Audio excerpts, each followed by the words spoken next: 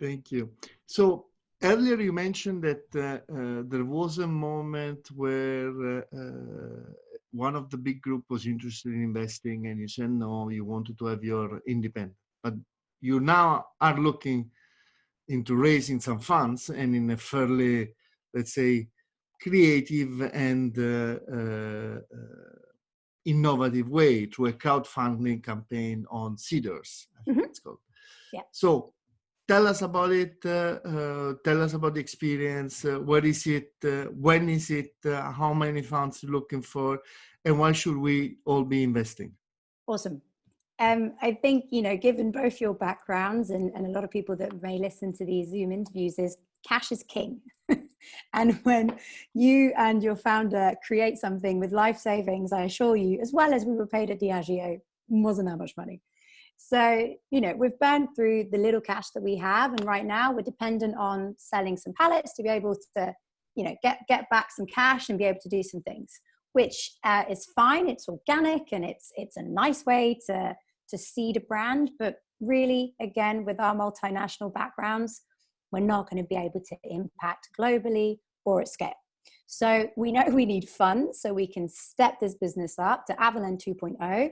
We have a huge opportunity, but to take advantage of that opportunity, we need to invest in raising awareness. We need to be driving sampling occasions. We need to be making sure that we're in the right distribution point so that when we get there, people actually know what we are and how to drink us so that they buy us, right? We also want to do some stuff around our sustainability credentials. We believe in transparency. We work with blockchain technology and our partner's Provident. So our lab analysis is available for everyone to see, made of nothing but apples, water, and time. Don't believe me. I've got a third party that proves it. But we need to go beyond that. We need to have a carbon life cycle analysis. We need to be, really pushing the boundaries, for example, things like B Corp, and really starting to get the right accreditations. We're going to work to a first organic batch next year. For now, it's pesticide free, but we really need to isolate some apples with a specific certified organic producer to do that. So all of that's going to cost money. We're going to need some bodies in the room to help us do that. So not taking investment from a spirits group didn't mean that we didn't need investment. We need investment. So the strategy then came after a year in the business, trying to understand the best way to move forward. And then it all comes down to your valuation. Have you created enough momentum, got enough sales? Do you have, the awards and the listings to actually be able to do a crowdfund without having to put yourself on the market for, $500,000 or something? So it's that balance of time, which Lord knows if we've got it right. We've tried, we've held out for a year. COVID came. Now we're in a position whereby we do need to fundraise sooner than later. So with that, crowdfunding seemed like an amazing way forward. We could continue to try and talk to high net worth individuals and find someone that believes in us and shares our vision and our mission. But again, we're letting one person have all the fun. High net worth individuals, there are many, okay? However, it goes back to that old school model of letting money keep having money. And Tim and I personally don't come from, huge amounts of wealth. We are kind of self-made to an extent, and we would like to give others, our community, the opportunity to be involved. And you can be involved with as little as £10. Now, £10 won't buy you 1,000 shares, but it does allow people to have equity and actually maybe to even start playing around with investment for the first time in their lives.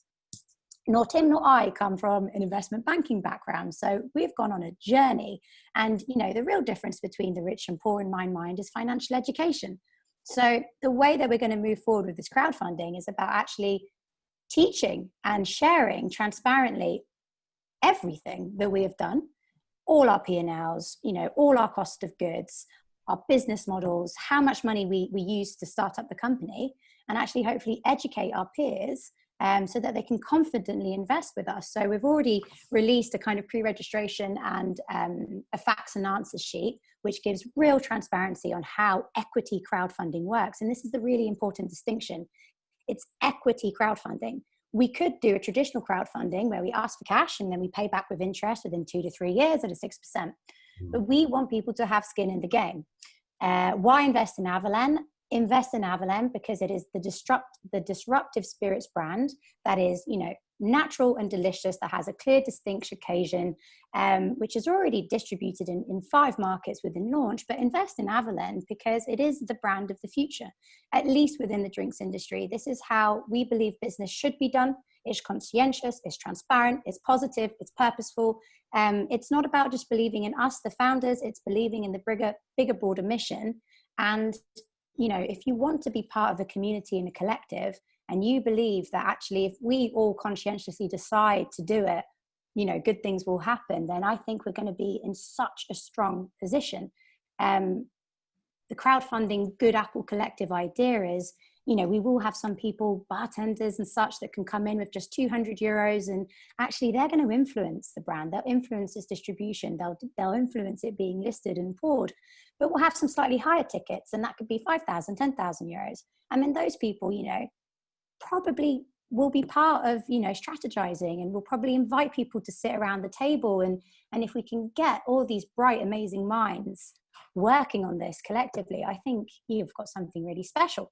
You know, the exchange of that is for us giving up sort of 10% equity at this current stage, and we're small, so it's not the highest of valuation. We're going to go on the market at about £2 million valuation for the company. So 10% equity for €250,000 is sort of what we're looking at.